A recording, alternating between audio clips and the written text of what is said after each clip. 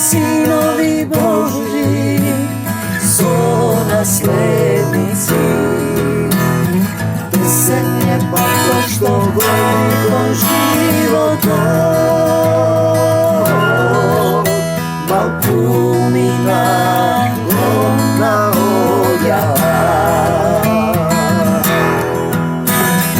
Ja sam dobri od kasni i ljubav mozite,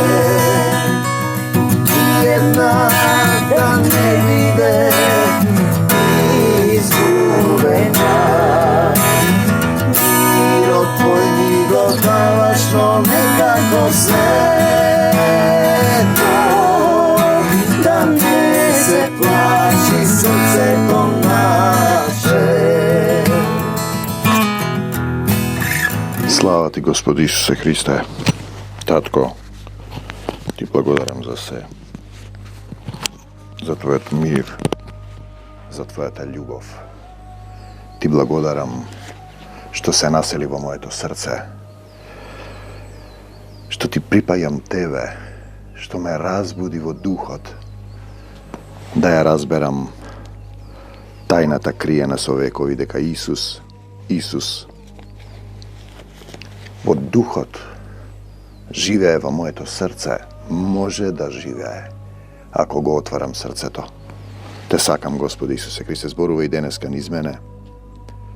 Нека секој збор што ќе излезе биде од Тебе, да ги допре сите оние што се во потреба за Твојата љубов, за Твојот мир и за Твојата сила, да се свети името Твое, да дојде царството Твое, да биде волјата Твоја, волјата е Негова.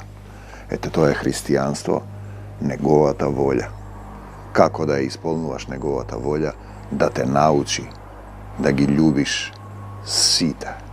Прости им, татко. Не знаат што прават.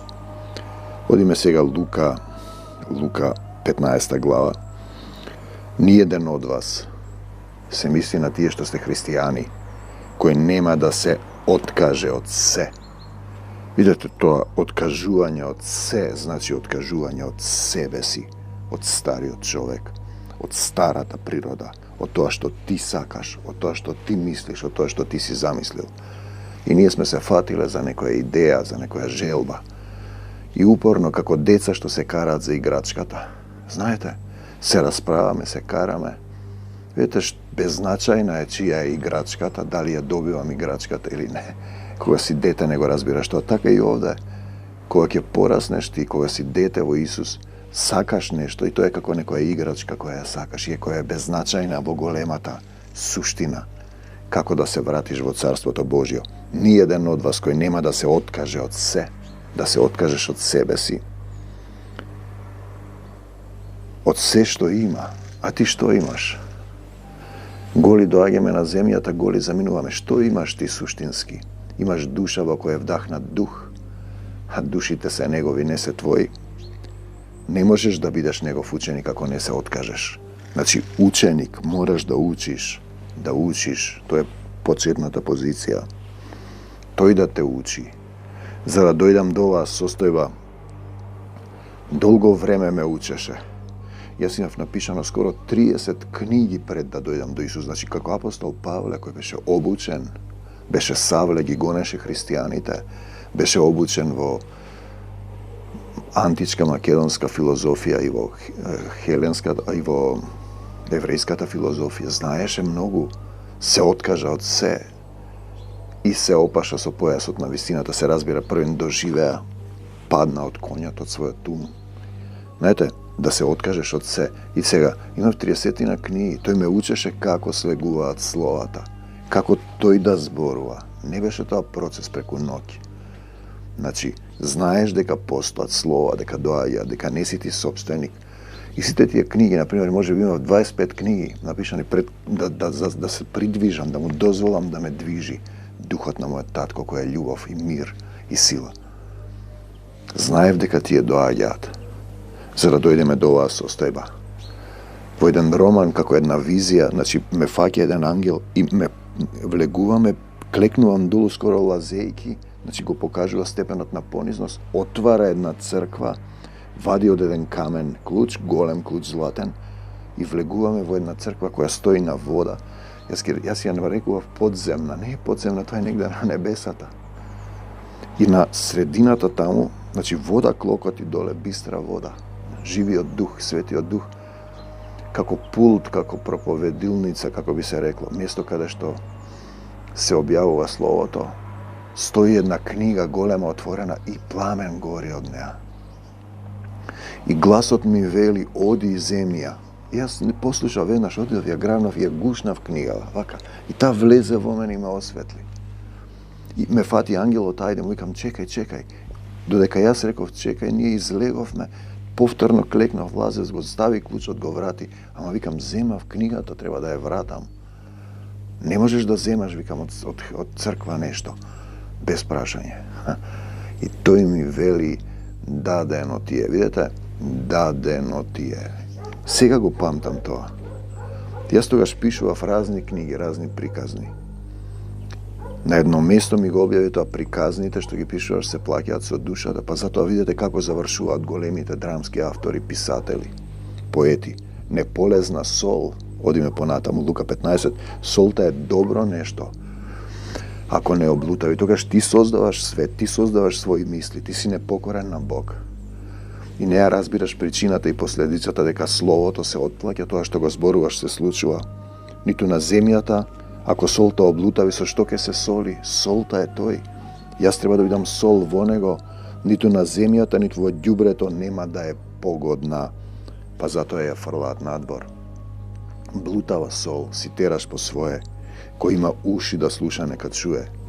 Си научил, си ги прочитал скоро сите книги, си докторирал, магистрирал и не си дознал дека има една жива книга, живо слово, од кое сите други книги се произлезени, само што ти го земаш тоа слово и си создаваш своји приказни, а тие се плаќаат со душата, своји мисли, своји чувства, своји замисли. Исус и грешниците, ова е битен момент, се приближуваа кон него сите цариници и грешници за да го слушаат. Тие ќе го слушаат. Тие се свесни дека се во грев. Свесни се дека не се добри. Чувството дека си ти спасен, добар, праведен, не те прави добар, само те возгордејува. Парабола за загубената овца.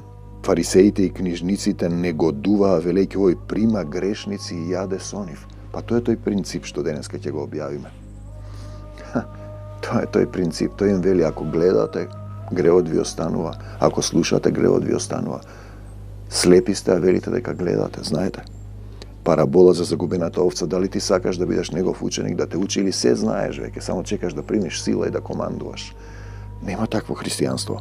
Парабола за загубената овца. Ти си тогаш загубена овца. Тој ми ја каже оваа парабола и рече, 15 Лука 3 натаму, кој од вас ако има 100 овци и ако загуби само една од нив, нема да ги остави 99 во пустината. Овците се во пустината, вие сте во пустината. Сте се придвижиле малку, зборува за христијани кои нешто дознале.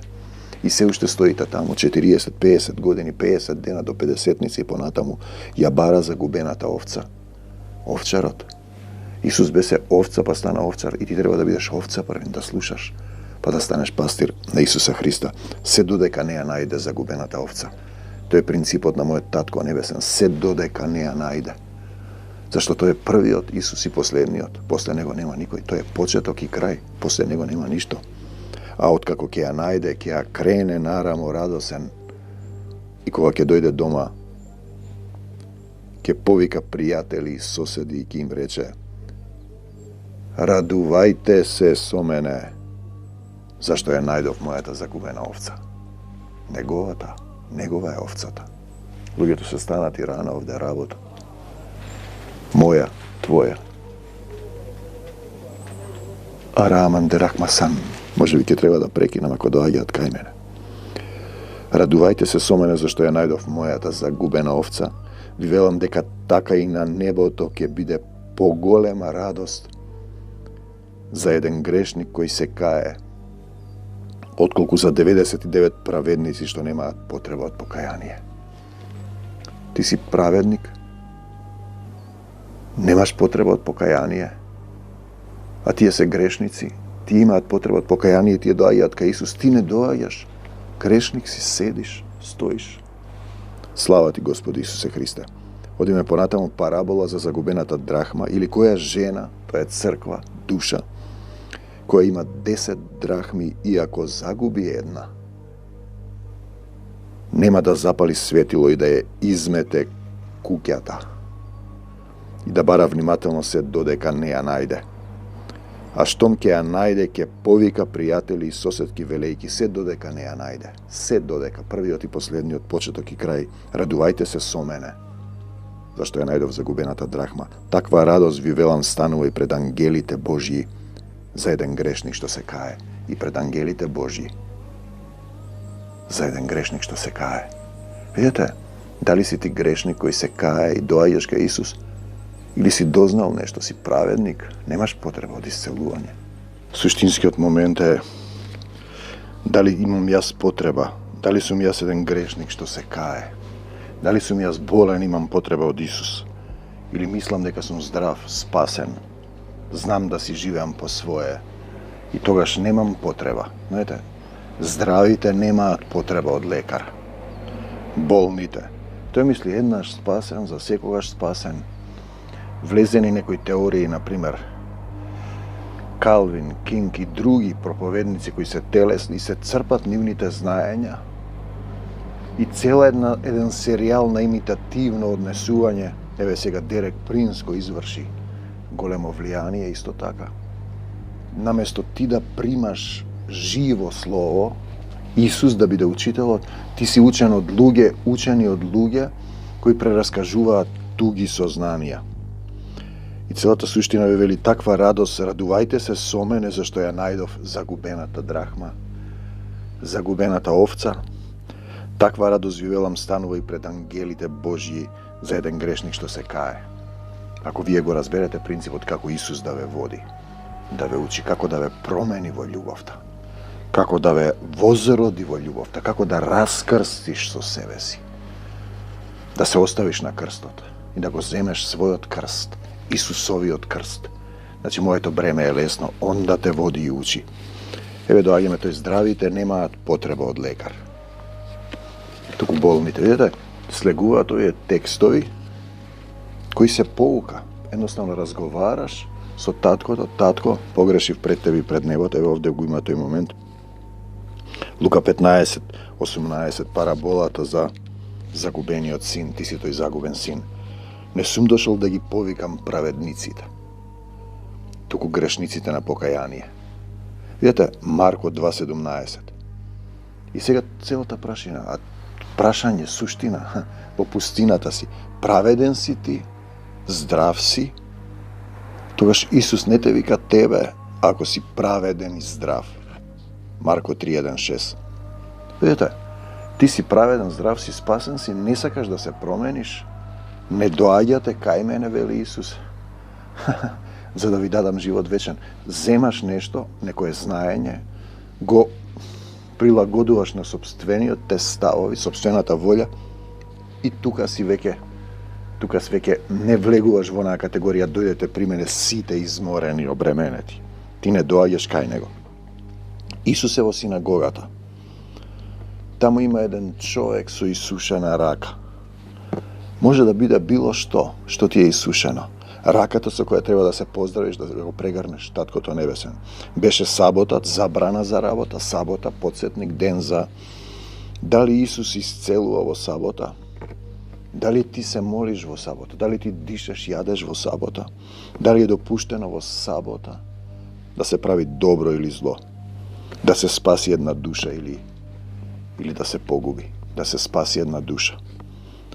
Исус гледа с каменети срца, тврдо срце, камено срце, му вели на човекот, протегни ја раката.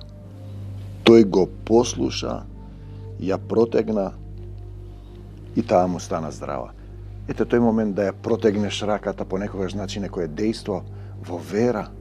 А може да рече, чекај, па како ќе ја протегнам, па болна ми е раката. Видите, тој го послуша, ја протегна, таа му стана здрава, го послуша, изврши дејство и се исцели. И потоа фарисеите сакаат да го погубат, да го убијат Исус. Зошто? За саботата, за исцелувањето, за таткото што живее во Исус. Зошто? Тие што го знаат во наводници Словото, го проучуваат, мислат ќе им даде живот вечен и не доаѓаат кај Исус. Не доаѓаш кај Исус да ти даде живот вечен. Тоа е тој момент. Не доаѓаш кај Исус. Како се доаѓа? Па мораш да се оставиш стариот, да се промениш, да ја промениш собственоста. Да го отвориш срцето. И тие сакаат да го убијат. Пазете. Марко 3:10-12. Мнозина се излекуваа кога се допреа до него. Тој е тој момент. Допри се до него. Во оружјето Божјо во Ефесијаните, појасот на вистината. Што значи тоа? Па се фаќаш за Исус, тоа е вистината. Спознајте ја вистината и таа ќе го ослободи. Исус го спознаваш и не се пушташ. Исусе, Исусе, Исусе, се држиш секаде. И тогаш си ти во вистината. Значи, допир, Исус се исцелува, телесен или духовен? Духовен е допирот. Се фаќаш за Исус и не се пушташ. Видете сега, нечисти духови паѓаат пред Исус и викаат: Ти си Син Божји. Исус им забранува да разгласуваат. Зошто им забранува? Луѓето доаѓаат само да се исцелат и се враќаат на стариот начин на живење. Имаме многу примери. Грстови, како да речем, 20-тина, 30-тина, не ги бројам, веќе сме ги заборали, ќе се исцели, си се враќа во животот и останува тука во пустината. Дознал за Исус, мала промена, ама не дава камено срце, тесно срце не дава, не ќе срце да се промени, не ќе се вратам јас на стариот. Не сака да умре стариот човек, не сака да се крсти во љубовта, да се прекрсти, да се крсти. Исус во 15-тиот стих и 14-тиот Исус избира. Не избираат луѓе. Кој ќе биде со него, ги праќа да проповедаат. Основната елемент на Исусовиот слуга е проповед. Проповед. Кога на прво место е кренато исцелувањето или било што друго, пророштвата, тука треба добро да се замисли.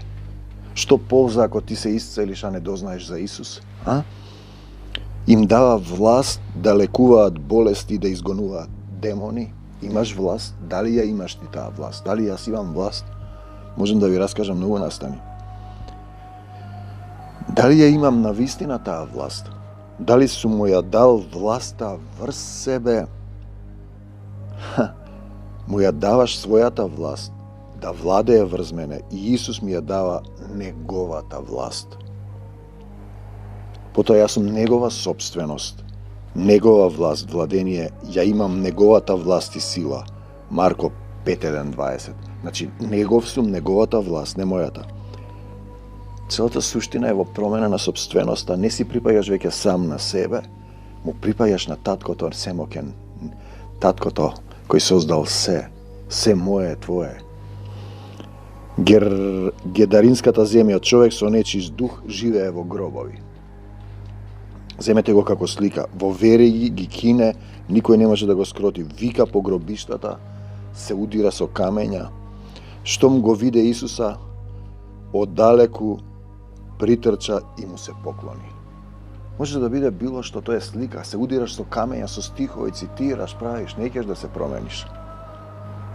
Би вика, ајде да се помолиме, се молиме, по 15 минути го фаќа нервоза, вика по мене. Видете, интересен момент. Дали јас имам власт или немам власт? Што имаш ти со мене, Исусе, сине на Севишниот Бог? Те заколнувам во Бога, не мачиме 5:7 Марко. Демоните му се поклонуваат на Исус. Го молат да не ги мачи. Запомнете ја таа Исусова сила и власт. Ако е Исус во мене, ако живее во мене, во духот, во моето срце, и јас ја имам и ти ја имаш таа власт над нив. Духу нечист излези од човекот, тебе ти велам во името на Господ Исус Христос. 5:8 Марко. Како те викаат, му вели Исус, легија ми е името. Зашто сме многу. Бевме кај една жена, нејзиниот син е доста крупен обземене демонски. Се сложивме да биде исцелен, потоа таа се пишма, ми вика не доаѓа веќе. Но тоа е друго. На една од молитвите се кеаваше, рековме вака, нема да отстапиме, двајца сме согласни, додека не се исцелен излезат сите демони. И после извесен период, тој ја убедил и таа вика не доаѓа веќе. На една од молитвите, јас седам и се молам, полека го сецкам на Тенане. Тој стана, крупен глава над мене, отиде таму и отвора и ми вика излегувај. Да излезам надвор од неговиот дом. Јас бев во неговата соба. Јас стојам вакам во мир, опашан со појасот на вистината, шлемот на спасението. Секоја мисла е покорна на Исус, не брзам, не реагирам панично. Штитот на верата. 1, 2, 3, слезе и му велам, ќе станам за 5 секунди, ќе дојдам таму со пламенен оган на љубовта, ќе те согорам целиот, ќе те соголам, оди во другата соба, си клекнал на колени да молчиш. Така како врапченце си отиде, како јагненце си клекне, мајка му вика, еј, те послуша. Па видете, не ме послуша мене. Духот на оној што е во мене, на Исуса Христа, кај отиде ти стихот, те сакам Господи Исусе Христе. Значи, демоните го молат Исус да не ги мачи. И сега духу нечист излези од човекот 5:8. Како те викаат му вели Исус? Легија ми е името зашто сме многу. Побара дозвола да влезат во свињите. Дозвола од Исус да влегуваат во свињите и во песот. Им дозволи свиња во кал и песна блуеница се луѓе кои не сакаат да се променат, не сакаат да умрат греовни и да се родат во Исус. Тој вели, влегоа 2000 свињи влегоа и се издавија во морето. Тоа ќе се случи на крајот. 2000 демони имаше човекот, без, што го мачи без. Тој беше облечен со здрав ум, потоа ете, тој е обземен и они живеат си ја црпат неговата сила. Исус го прати да сведочи за Господ, човекот се исцели. Да раскаже како Господ го помилува. Не Исус, а тој после збори за Исус. Не биди свиња човеку и пес. Не биди. Умри стариот ти. Роди се во Исус. Дај го срцето за сокровиште на Исус и Отецот. Дозволи му да те направи силен во љубовта. Луѓето го молат Исус да си оди од нивните краишта. Не сум јас ова, види, не. Он си се сака сами од себе, завладеане, нема срце да исчекори од пустината во ветената земја и гине во пустината. Видете, ги остави сите овци во пустината, отиде за загубената овца. Ако не се промениш и умреш во себе и не се родиш во Исус, демоните имаат власт, имаат дозвола да те напаствуваат, да живеат во тебе како твој дом. Во тебе живеат. Ти што не сакаш да се промениш, а мислиш дека си христијанин, дали домот Исусов не е разбойничка и демонска пештера, туку е дом за молитва за сите луѓе. Матеј 27:13. Дали Исус вистински живее во моето срце? Дали сум храм на Светиот Дух и имам власт над сатанските сили? Дали ја употребувам таа власт? Имаме шлем на спасение, оружјето Божие во Ефесијаните. Секоја мисла да е покорна на Исус. Појас на вистината, се стегам, се опашувам за Исус и не се пуштам. Оклопот на праведноста не осудувам и мене не ми се суди. Штитот на верата го ставам. Сите стрели на нечестивиот бега од мене во името на Исус. Надвор од мене во името на Исус. Евангелието на мирот обувките. Ми ги мие Исус нозете, го облакам Евангелието, проповедам за Исус и сведочам. Одам со Исус и се движам. Без него никаде не одам. И мечот на Духот, во името на Господ Исус Христос, бегај од мене, Сатано, и не враќај се повеќе. Бегај од двете заедници, Сатано, бегај од нашиот тимот кој го предавам во Твои раце. Господи Исусе Христе, со Твојата сила заповедувам да излезе од Македонија сета сатанска збирштина. Се предавам себе си, мојот дом, двете заедници и Македонија во Твои раце. За секогаш Исус. Тој е првиот и последниот. Загубената овца. Оди за загубената овца. Дали си ти праведен, спасен, немаш потреба од Исус или доаѓаш кај Исус, го проучуваш Словото или доаѓаш кај Исус. Посеко го Исус, во секое срце Исус, пред мене, зад мене, околу мене, во мене. Исус живе и денеска биди со нас во овој дом, води не се што работиме за Твоја слава.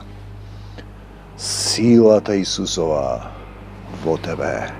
Ако речеш Господе Исусе Христе, се покајувам за секој греф, им простувам на сите, никого не осудувам. Ја прифаќам Твојата волја во мојот живот. Еве го моево срце, управувај со мене. Амин до Божјо Царство Небесно. Ти благодариме, Господи Исусе Христе, што беше во оваа проповед, што ги обликуваш, ги напојуваш сите оние кои се гладни, жедни, бедни за дух, да ја примат Твојата сила, Твојата волја и Твојот мир. На секаде Исус. Амин до Божјо Царство Небесно. Амин.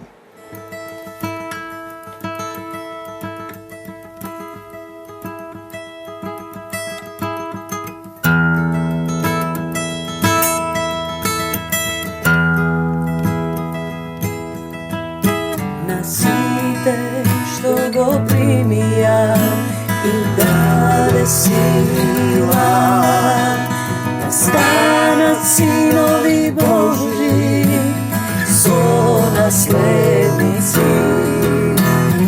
Песен е пато што гони кон животот, балкумина на огја.